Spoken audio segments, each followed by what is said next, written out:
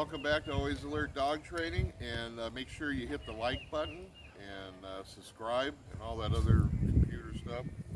But anyway, what we're going to do is the first step on tracking is one, laying the track. Okay, so the dog is actually going to be tracking me, but we're going to start off with he's going to be tracking the bait. Now, like I said, I'm still waiting for my flags that I ordered, so I'm going to use this as my flag. And what we're going to do is you're going to find an area that's got nice grassy area, and the reason is you're going to be scuffing up the grass, and I'm going to make my track so obvious that I'll be able to see it visually, plus I'll know exactly where it is by these markers. So I'm going to take a big step right there. I'm going to put my first marker right behind me, like this. And now, the surprise is you get to use food doing this. The food is to get the dog's nose on the ground. So the first time, and remember, we're doing this 3 times, 3 different dogs. Everybody sees a hot dog here. And it's going to get the dog's nose on the ground.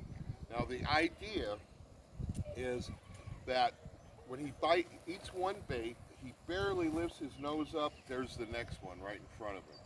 What we're doing here, and this isn't search and rescue tracking, this is kind of the same way you'd start a Schutzhund dog or a dog in competition tracking, but also for police tracking, because you want the dog to smell exactly where you've been, and as we progress, we're going to put articles that he's going to alert on and progress from there. But step 1, get the dog's nose on the ground, get him following the bait.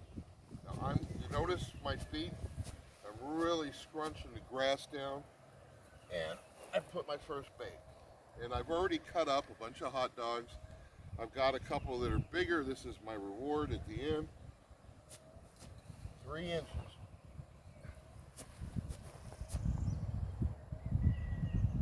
Now this grass is kind of hiding the bait, so if they miss a couple, one mistake people make is they let the dog go back and pick up the extra baits. Once he's done the track once, you need to get out of there, and if you want to, pick up the baits and throw them away, but that track is done. Now you notice I'm trying to leave a furrow, and what that does is the dog not only is going to smell the scent, but he's going to be able to detect broken grass blades, temperature differences. I mean, stuff we can't even imagine that they need machines and stuff, and computers can't even do as good as a dog on a track. Also, if there's a wind, you want to go into the wind, which blows the scent right back in his face, okay? And you want to go as straight as possible. You want to get a line, you want that first track to be a very straight line, wind blowing the scent right back in the dog's face. And we're going to go out about 15 feet. 5 yards.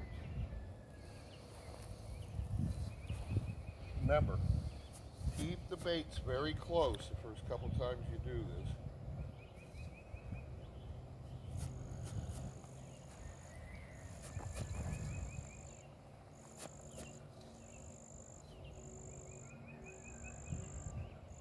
And I'm really scuffing up that grass.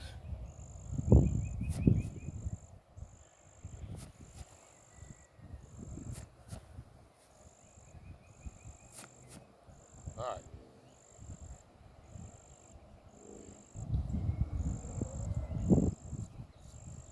So I'm going to put my last stake. And the first time I do it, I'm going to put it right at the end of the bait line. Now, as we progress along, you're going to move. We're going to move this bait line, or the finish line, further out without putting these little pieces, but that's the next step. Let's just take this one step at a time.